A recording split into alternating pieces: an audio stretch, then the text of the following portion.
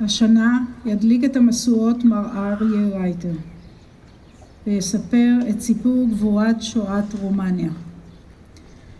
להדלקת המשואות הצטרפו אל מר רייטר ביתו ונכדיו. ביתו של מר רייטר, גברת חווי רייטר אבן חיים מהפקולטה למדעי הטבע.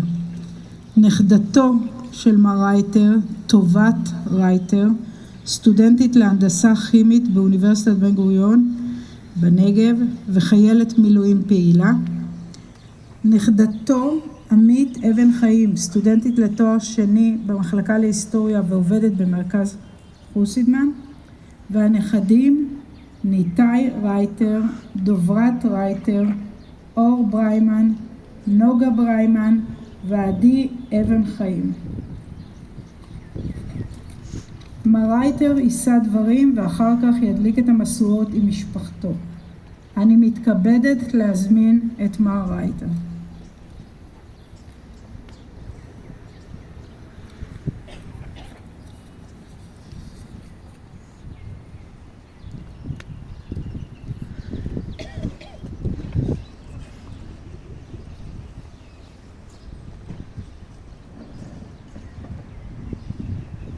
שמעתם, שמי אריה רייטר, בן 95. אני יליד רומניה מעיר שבמזרח רומניה, בסלוי על יד יס. עיר של קטנה, למרות שהייתה ראש מחוז, בו היו שם 3,000 יהודים רק. ברומניה עשו ברית אמיתית עם היטלר, אפילו שינו את שם של ראש הממשלה לגנרל, שזה היה נקרא גם פירר, בשפה רומנית זה נקרא גם פירר. וכל החוקים הגרמנים ששמענו מפי נשיא האוניברסיטה אומצו במעולם. אין באוניברסיטאות, בבתי ספר, בצבא, בכל מקום, במסחר, ברפואה, יהודים היו פסולים להשתתף יחד עם הקהילה הנוצרית הרומנית.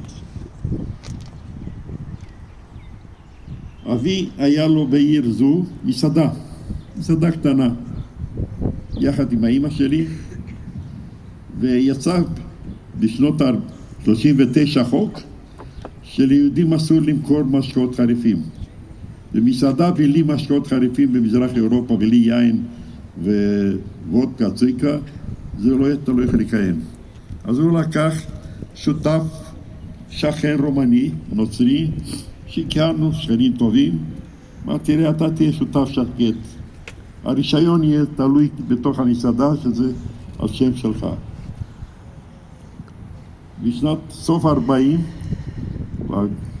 גוי השותף, הוא בא ואומר, אתם לא הבעל הבתים, אני הבעל הבית. הנה הרישיון שלי. ושם מנעול, הוציא את המנעול הקיים בכניסה, והבית שלנו היה כמו רכבת. אחרי המסעדה, בהמשך, היו חדרי שינה, מטבח שלנו ודברים אחרים. אז הוא שם מנעול לדלתות להיכנס לחדר שינה, ואומר, אתם צריכים לעזוב גם את הבית. במשך כמה חודשים, ילדים קטנים, אני הייתי אז בן 12, עוד שני אחי, אבא אחי 11 ו10, היינו יוצאים דרך החלון ומחפשים לקבל קצת אוכל בשביל האמא והסבתא. אבא נלקח למחנה עבודת תביעה עוד בשנות 40, שהיהודים תחת שלטון הצבאי הנאצי, ועם קום המלחמה נגד ברית המועצות ב-41 נלקחו בשטח הכבוש בסרביה ועבד שמה בעבודת כפייה.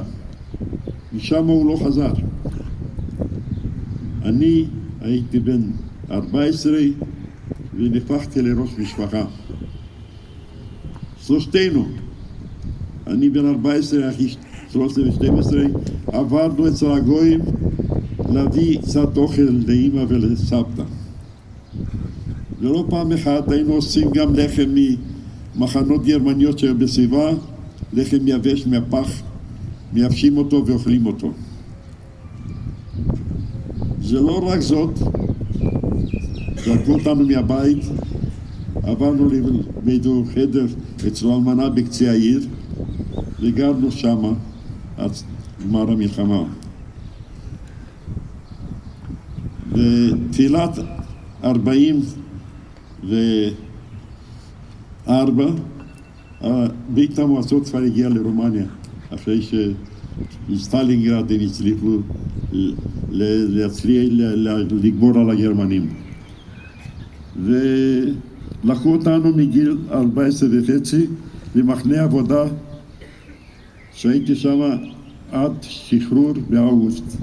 מחנה עבודה 120 קילומטר מהעיר שלי. מה עשינו שם?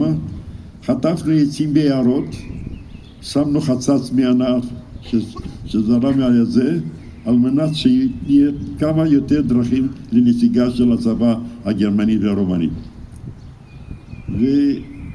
והגעתי הביתה ברגל שהכביש יצר, וראיתי זוועות כאלו, כי פייפרים סובייטים, היית רואה את הטייס זורק רימונים על כל מי שנמצא בכביש. ובכביש היו גם כאילו שניסוגו רומנים וגם יהודים שיצאו מכל מיני מחנות. וראינו זוועות שבמשך שנה וחצי לא הייתי יכול להתאושש. שחשבתי במקלחת חשבתי שיש אווירונים. ולא פעם יצאתי ערום החוצה. אבל מה? אם הייתי מספר אז, שתהיה לנו מדינה, שתהיה לנו צבא, שיהיה לנו חיל אוויר, וברוך השם, שיהיה לי גם אישה ונכדים מצוינים, שיש בין האלה ויש לי נכד סגן אלוף טייס קרבי. בן שלי גם כן, הוא פנסיונר עכשיו, הוא היה תת אלוף. הייתי מספר את זה, היו מכניסים אותי לבית סוהר, לבית משוגעים. אתה מדבר לעניין? אין בעל הנס רואה את הנס, מה שאנחנו חיים. נכון, הכאב הוא גדול, שקרה ההפתעה הזו ב-7 לאוקטובר. אבל דבר אחד, יש לנו בית, יש לנו מדינה, יש לנו צבא, אנחנו ננצח, ובוודאי שיזכרו שעם ישראל צריך לחיות בארצו, כי יש 20 וכמה מדינות מוסלמיות ורק מדינה אחת ישראלית. וכאן אנחנו, אלו בטוח שבעזרת השם, שתיגמר המלחמה, יגיעו רבים יהודים מכל העולם שידעו שכאן ביתם. שאחרי מהמלחמה, כל נוער יהודי, הצטרפתי לתנועת נוער, וכל החלום להגשמה, לעלות לארץ ישראל. גם אני השתתפתי בקורס לחקלאות, על מנת שנבנות יישובים בארץ ישראל. שני אחי עלו לארץ ב-47 בשתי אוניות הכי גדולות מרומניה, 14,000 בני נוער בשתי אוניות. ועברו דרך קפריסין, כי כאן היו השלטון הבריטי, לא נתנו להיכנס. הם שאחר כך הצטרפו לצבא, לי לא נתנו לצאת מפני שהייתי מרכז הסניף שאזורי, וקיבלתי מכתב, סניף של בני עקיבא, קיבלתי מכתב שגם אני ביקשתי מהנהלת בני עקיבא, שגם אני יצא לארץ ב-47. אז אמרו, אני זוכר גם היום, פרופסור עזרא פליישר, שאחר כך היה בירושלים פרופסור, הוא היה בהנהגה. חבר ארי רייטר, אתה רוצה לשיר עוד נוער ושאתה תצא שלא יהיה לי מנהיג בסניף?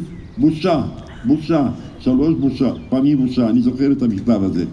אז ברוך השם הגעתי לבאר שבע 51 ותרמתי מכל מיני דברים בבאר שבע וזכיתי להיות יקיר העיר. מדינתנו תחיה ואנחנו ננצח ושנהיה גאים ומרוצים בכל מה שיש. תודה רבה.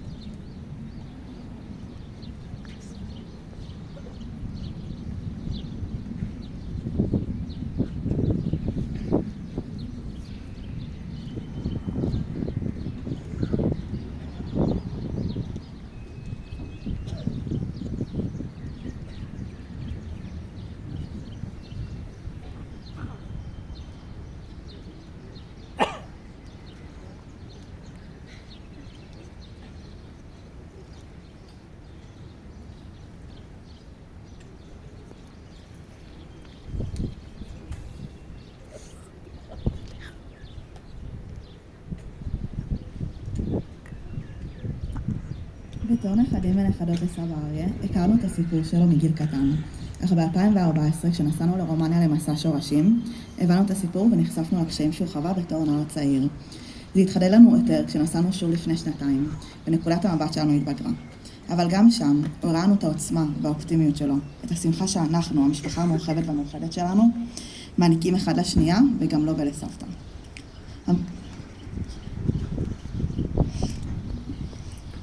המשמעות של צבא ההגנה לישראל, מדינת ישראל והנגב בפרט, תמיד נוכחים אצל סבא וסבתא בבית, ולא רק בתקופה האחרונה. אנחנו גאות בבני דודינו שנלחמים ברגעים אלו ממש ומגינים עלינו ולא יכלו להצטרף אלינו היום, ביניהם בוגר האוניברסיטה ואחיו סטודנט בהווה. אנחנו גאות במורשת עליה ואלינו גדלנו, וגאות לחזור לבאר שבע, העיר שסבא עזר לפתח. אנחנו גאות להיות בין הנכדים של סבא אריה וסבתא יהודית.